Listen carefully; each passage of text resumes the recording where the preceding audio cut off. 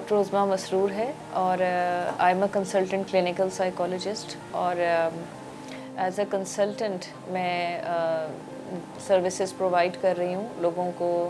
لوگوں کی کاؤنسلنگ کے لیے، سائیکو تھیراپی کے لیے یا سائیکولوجیکل اسیسمنٹ کے لیے، کوچنگ کے لیے اور مینٹل ویل بینگ کے لیے میں اپنی سروسز پرووائڈ کرتی ہوں ایز اے کنسلٹنٹ۔ جیسا کہ آپ نے پوچھا کہ کووڈ-19 کے جو نفسیاتی اثرات ہیں وہ کیا ہیں، اب کافی عرصے سے جب سے کووڈ اپیئر ہوا تھا، کووڈ کی سچویشن ہمیں فیس کرنے کو ملی، تب سے لے کے اب تک حالات کافی حد تک بدلتے ہوئے چلے آ رہے ہیں۔ شروع میں ایک ٹیرر کی سچویشن تھی، خوف و ہراس تھا، انسرٹینٹی تھی، لوگوں کو اندازہ نہیں تھا کہ کیا کرنا چاہیے، کیا ہوگا، لیکن آہستہ آہستہ پھر چیزیں سیٹل ہوتی گئیں، لیکن جو سائیکولوجیکل پرابلمز ہیں ان کی سیٹلمنٹ نہیں ہو سکی، اور میں ابھی آپ کو بتاؤں گی کہ کیسے نہیں ہو سکی۔ وقتی طور پہ سچویشنلی چیزیں ہینڈل کر لی گئیں کہ سچویشن بیٹر ہونے سے وہ جو تناؤ آیا تھا ذہن میں یا جو ڈپریشن، پریشانی، انزائٹی وغیرہ تھی، انسرٹینٹی کی سچویشن تو تھوڑی سیٹل ہو گئی، لیکن اس کے جو آفٹر ایفیکٹس ہیں وہ اس طرح سے اب ہمارے سامنے آ رہے ہیں کہ ایک پرولونگ عرصے تک ان چیزوں کو فیس کرنے کی وجہ سے لوگوں میں ایک مستقل گھبراہٹ کا عالم ہے، یا ڈپریشن جیسے ہوتا ہے، ہوپ لیسنس، ہیلپ لیسنس پائی جا رہی ہے۔ اور ابھی کس حد تک اس نے نارمل لائف کو متاثر کیا ہے، اس میں یہ کہ ایک خاص طریقے سے لائف گزارنے سے، وہ سٹریسفل لائف تھی، اس کا اپنا ایک پورا پیٹرن تھا، لوگ گھروں میں بند تھے، جابس پہ نہیں جا رہے تھے، اسکول بند ہو گئے تھے، اور پھر بیماری کے حوالے سے خوف و ہراس بھی پھیلا ہوا تھا۔ تو جن لوگوں نے ظاہری سی بات ہے کہ اس میں کوپ اپ کرنے کے لیے اپنے ڈفرینٹ میکانزمز اڈاپٹ کیے، تو اب اگر آپ دیکھیں تو اسٹریس جو ہے وہ تھوڑی زیادہ بڑھ گئی ہے، لوگ پہلے سے زیادہ اپریہنسو ہیں، پریشان ہیں، کیونکہ اب لائف ریزیوم آہستہ آہستہ ہو رہی ہے، تو اس میں پھر ایک خاص جو فیکٹر محسوس ہو رہا ہے لوگوں کی طبیعت میں، وہ گھبراہٹ ہے، وہ اپریہنشن ہے، پریشر فیل ہو رہا ہے، کیونکہ لائف نے ایک دم سے ٹرن لیا ہے، تو ایک مختلف طرح کا پریشر لوگوں کو فیس کرنے کو مل رہا ہے۔ ہوپ لیسنس بھی لوگوں میں آ رہی ہے، کیونکہ ایک فاسٹ پیس پہ جب لائف چل پڑی ہے، اس میں چیزوں کے ساتھ کیچ اپ کرنا، میٹ اپ کرنا، ان کو مزید اس وقت وہ سٹریس میں جا رہے ہیں۔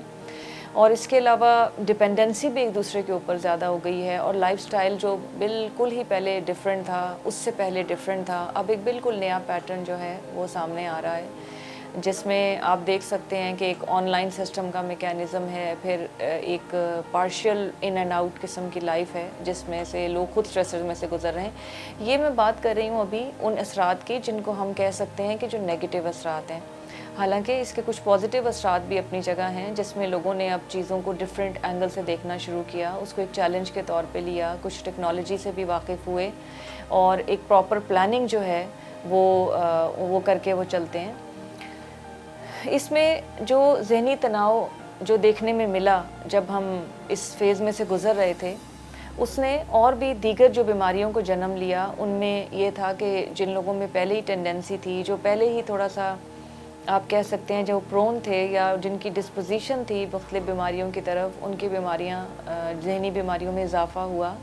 اور ان کے لیے مزید مشکل پیدا ہوئی۔ جو لوگ دوا لے رہے تھے ان کو ریگولر اب دوا لینی پڑی، دوبارہ سے ڈاکٹر سے کنسلٹ کرنا پڑا، اور اس طرح سے یہ ایک سینیریو دیکھنے میں آ رہا ہے کہ لوگوں کو پہلے سے زیادہ ٹینشن کا سامنا کرنا پڑ رہا ہے۔ دیگر مسائل میں اگر آپ دیکھیں کہ اس ذہنی تناؤ کی وجہ سے دیگر مسائل کیا ہوئے، تو ظاہری سی بات ہے کہ بہت سارے ایشوز جو کہ ہماری ورک پلیس سے ریلیٹڈ ہیں، فیملی لائف سے ریلیٹڈ ہیں، اس میں ہمیں ڈیفیکلٹی نظر آتی ہے کہ لوگوں کے لیے بڑا مشکل ہے گھر اور باہر کی لائف کو مینیج کرنا، مدرز کے لیے بچوں کو مینیج کرنا، اور جاب کے لیے پارشلی جانا اور آنا، اور لانگ آورز اور شارٹ آورز، یہ ایک چیلنجنگ فیز میں سے ہم لوگ گزر رہے ہیں۔ تو اس کی وجہ سے اپنی جگہ لوگوں کا ذہنی تناؤ ہے، لیکن یہ ایک ایسا فیز ہے جس کو ہم کہتے ہیں کہ یہ چینج لائف میں آ رہا ہے، جس کو ہم نے اڈیپٹ کرنا ہے۔ نیچرلی ایسا ہوتا ہے کہ بہت دفعہ ہسٹری میں بھی سینیریوز آئے جن میں لوگوں کو اڈیپٹ کرنا پڑا، تو ایک یہ اڈیپٹیشن کی فیز میں سے بھی ہم گزر رہے ہیں۔ اور عام آدمی جو ہے وہ کس طرح سے ذہنی تناؤ سے بچ سکتا ہے یا اس کا مقابلہ کر سکتا ہے۔ اس کا طریقہ یہ ہے کہ عام طور پہ جب ذہنی تناؤ کا شکار ہوتے ہیں، کسی بھی طرح کا ذہنی تناؤ اگر تھوڑے سے زیادہ دیر کے لیے رہے تو وہ ظاہر سی بات ہے کہ نیگیٹو اثرات چھوڑتا ہے. ہر دفعہ ضروری نہیں کہ آپ کو دوا کی ضرورت پڑے، لیکن جب مستقل ذہنی تناؤ میں رہنے کے بعد اگر ہم لائف کی چیزوں سے کوپ اپ نہیں کر پاتے اور خدا نخواستہ یہ بھی ہو سکتا ہے، پاسبل ہے کہ ہم کسی اور ذہنی بیماری کا شکار ہیں اور جس کے لیے ہمیں دوا کی ضرورت ہے، تو پھر ہمیں دوا ہی لے کر ہمیں اس ذہنی تناؤ میں سے نکلنا پڑتا ہے. موسٹلی یہ ہوگا کہ اس جو پریزنٹ سینیریو چل رہا ہے جس میں اب لائف نے ایک ٹوسٹ لیا ہے، لائف چینج ہوئی ہے، تو بہت سارے لوگ ذہنی دباؤ کا شکار ہوتے ہوئے نظر آتے ہیں. تو اس کو کوپ اپ کرنے کا طریقہ یہ ہے کہ اپنی مینجمنٹ جو ہے لائف کی ایک دفعہ دوبارہ سے کی جائے، اپنی پرائرٹیز کو سیٹ کیا جائے، اپنے اسکیجولز کو، روٹین کو کیا جائے، کیونکہ اب پیس بہت فاسٹ ہو گئی ہے.